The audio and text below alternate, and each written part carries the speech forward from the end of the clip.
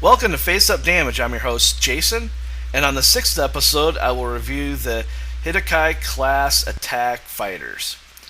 Okay, first off, I was going to do this review a couple days ago and really kind of breeze through it and get you the dirty details on it because honestly, I wasn't really too keen on this resource.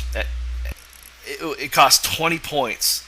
And I was like, no way am I taking this over the flagship or the command tokens for that matter. And then the other day, I had an aha moment. And I was like, wow, this is a great resource. And I will get into why in a few minutes. First off, let's look at the ship card and go over a couple of the special abilities of this. Looking at the ship, it does not have an abilities on the left-hand side, and I'll go through that in a moment.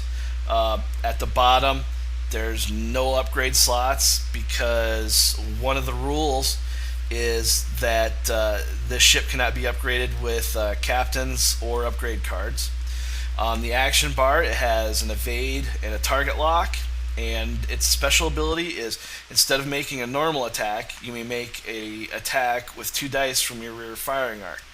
So, say you're positioning yourself and you want to get an attack in and you're not able to out of your front, you're able to out of your rear, you're still able to throw a couple dice at your opponent. So, that's pretty neat. Going over a couple more of the rules for this resource, the attack squadron can only attack enemy ships at range 1 to 2, and it can be treated as a normal ship. So, with the exception of not being able to be equipped with captains or upgrades, and that you can only attack enemy ships at range 1 to 2, any other abilities that affect ships or friendly ships should work. I haven't seen anything in the facts yet. They may change that, but for now, that's how I'm reading it.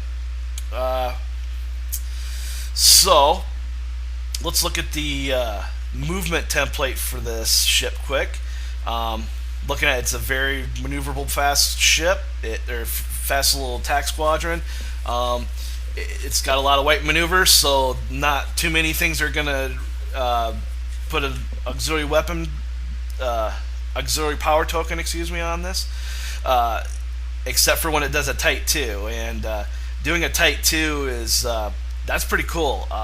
So you're going to be able to get in with this and able to get behind and your enemies a lot quicker to be able to get into that range 1 to 2. Also, I see a lot of bumping potential with this, which will help rob your opponent of actions. So far it's looking like a better and better resource.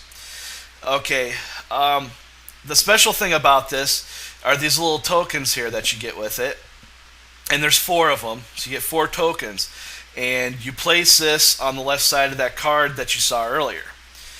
And how it works is when you're hit, you take a token off. So you start at attack is 6, agility is 0, hull 1, shield 0, with a captain skill of 6.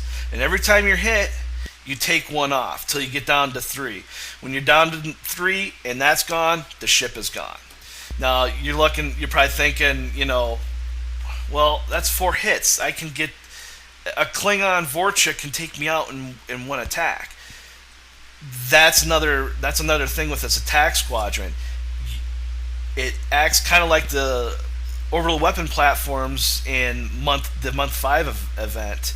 One of the rules is when it takes damage, it just takes a token off. So it doesn't matter how many hits or crits you're throwing.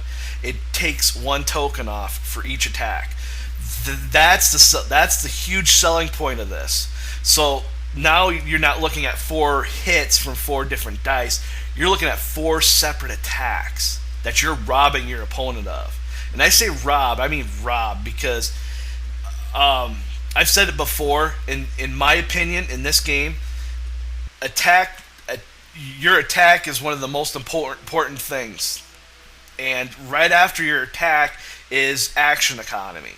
And probably after that, you would say defense, your agility, and actually, you know what? I might put card synergy, ship synergy in between the evase and into the evasion. And the reason why I say attacking is so important is because on those dice there are only 2 blanks.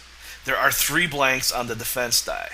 So you have a better chance of hitting. So it is better for you to throw attack die than it is to try to throw defense die. Now, I know there's some people that probably disagree with me that play against cloak fleets or play cloaked fleets, and they love having that defensive. But just through attrition, someone that has more attack or even an equal attack to your defense is going to usually take you out. So this ship is great because you start at 6. So you have so what I envision right now is probably a okay 2-ship build with this complementing that. So you kind of want to make sure you pick a good synergy between what you can afford and the 80 points you have left. Getting back to it, the attacks that you're robbing your opponent. So say that instead of they may think, for 20 points I'm not going to go after this. I'm going to go after his big guns. Well, they're going to try to take out your bigger ships first in order to take out the more the beefier targets. You've got a ship that's throwing 6 attack die at you. Now, if you're playing against the cloaked fleet, yeah, you might not be able to use that target lock that you have for a reroll, but after that first initial engagement, after they attack, they're able to be, even when they cloak, you can still target lock them, which gives you the ability to spend that target lock and reroll some dice and get some more hits against them. So, like I said, this is I'm going into the last month tournaments and stuff. I've got a build going, and I'll probably go into that as I get closer to that, but I was definitely going to use a flagship, but this has given me pause, and I'm seriously considering taking this, just because, like I said, you're taking 4 attacks away from your opponent.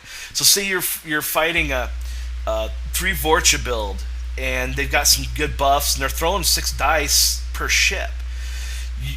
There's that many less dice that you have going against your main ships, and doing damage and crits that even if they roll stellar, it's just 1 token each time.